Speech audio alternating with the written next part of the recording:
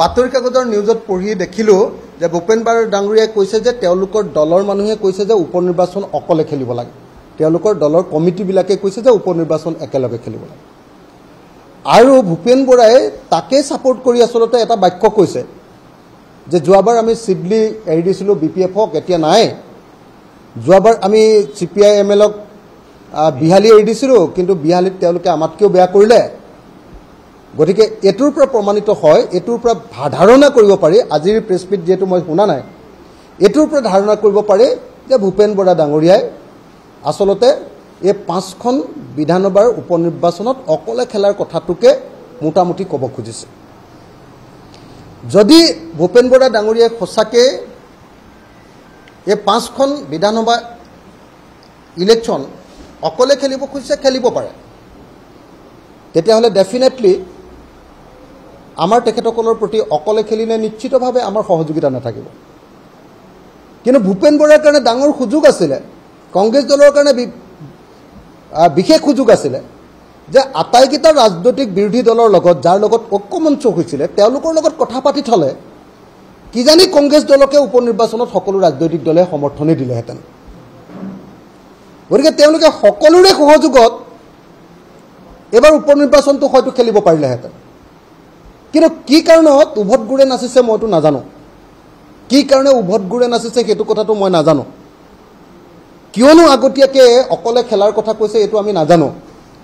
কিন্তু আমি এইটো কথা জানো যে 2024 চনত কংগ্ৰেছ দলৰ অসমত যে অলপ অৱস্থাটো ভাল হৈছে, ভাল হোৱাৰ মূলতে হ'ল বিৰোধী ঐক্যমঞ্চ।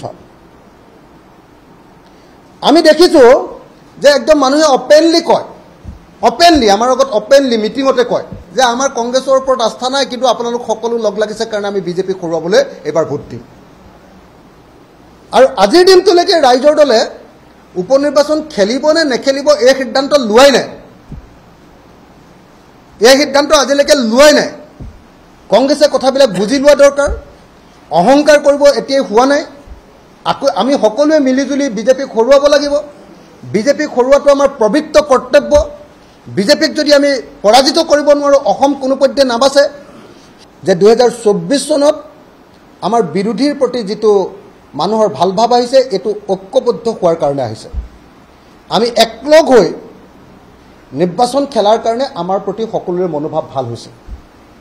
এটা বিজেপিৰ বিৰুদ্ধে লাহে লাহে লাহে লাহে অসমৰ মানুহে অৱস্থান লৈছে।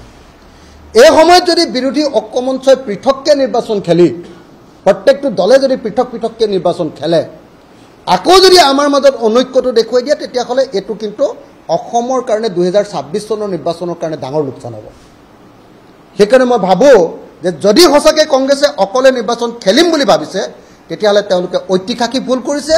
আৰু এইটোৱে তেওঁলোকক অসমৰ ৰাজনৈতিক ক্ষেত্ৰখনত চিৰকালৰ কাৰণে এই বিজেপি কংগ্ৰেছ দলটোৰ প্ৰতি মানুহৰ ধাৰণা বেয়া কৰি পেলাব।